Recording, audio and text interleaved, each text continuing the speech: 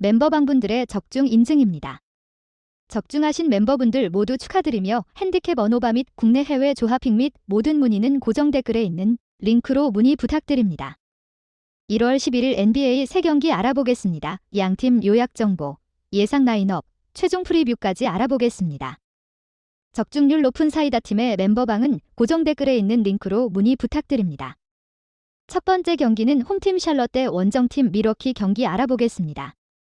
홈팀 샬럿은 고든 헤이워드, 플럼리 등 프론트코트진에서의 영향력이 많이 떨어졌습니다. 아테토쿤보, 포티스를 제어하는 데 실패하였고 많은 실점과 리바운드를 내준 만큼 가드진에서의 야투가 중요해 보입니다.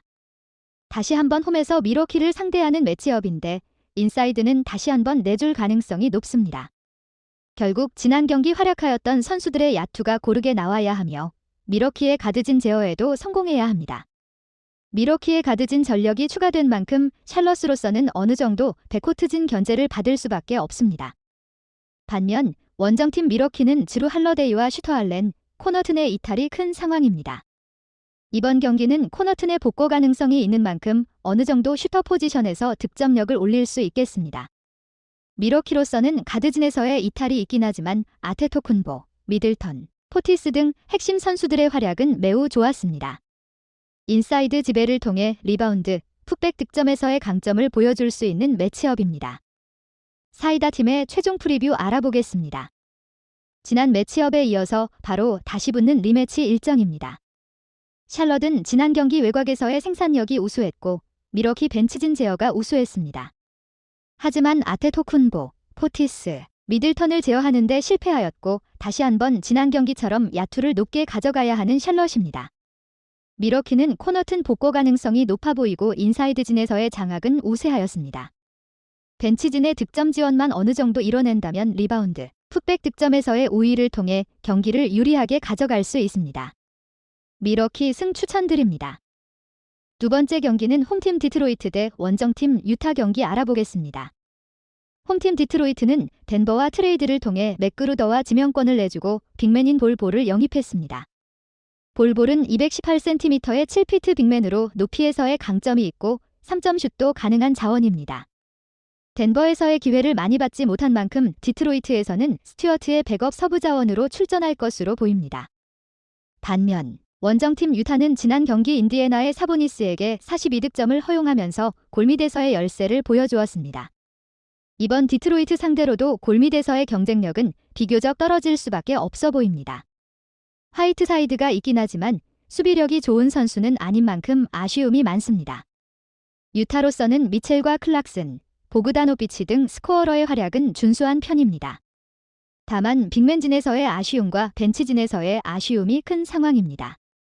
디트로이트 상대로는 충분히 전력 우위를 점할 수 있지만 인사이드 공격을 주로 진행하는 디트로이트에게 어느 정도 실점을 허용할 가능성이 있습니다. 사이다 팀의 최종 프리뷰 알아보겠습니다. 디트로이트는 디펜스 능력이 좋은 팀은 아니지만 샤딕 베이, 커닝햄, 디알로 등 득점력이 우수한 선수들이 많습니다.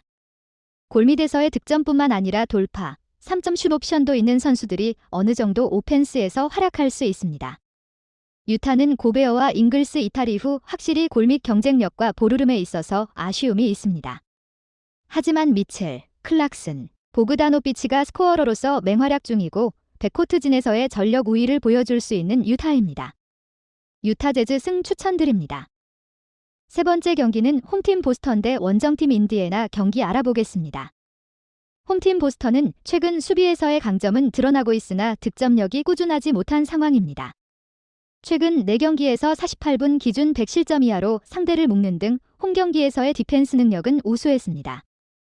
로버트 윌리엄스는 건재하나 호포드는 어느 정도 출전 시간 관리를 받고 있는 상태인 만큼 빅맨진 전력이 다소 아쉬운 상황입니다. 반면 원정팀 인디애나는 확실히 사보니스의 골밑에서의 스킬셋과 3점슛 능력이 강점으로 작용하고 있습니다. 리바운드와 수비에서의 아쉬움은 있긴 하지만 인사이드에서의 오펜스 능력은 확실한 편입니다.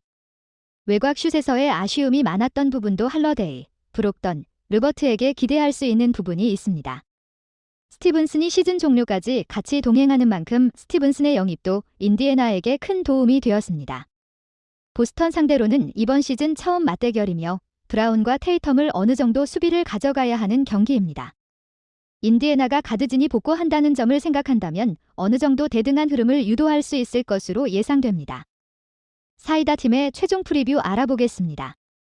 인디애나는 브록던과 르버트가 복구하면서 가드진이 모두 복구했습니다.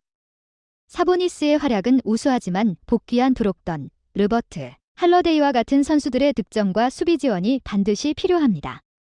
인디애나 역시 지난 경기와 달리 내외곽에서의 디펜스 능력을 어느 정도 발휘할 수 있습니다. 보스턴은 홈 경기에서의 수비력이 좋았고 경기력도 준수한 만큼 클러치에서의 강점을 보여줄 수 있습니다. 인디애나는 복귀한 선수들의 활약이 반드시 필요한 만큼 어느 정도 부담이 되는 경기가 예상됩니다. 보스턴 승 추천드립니다.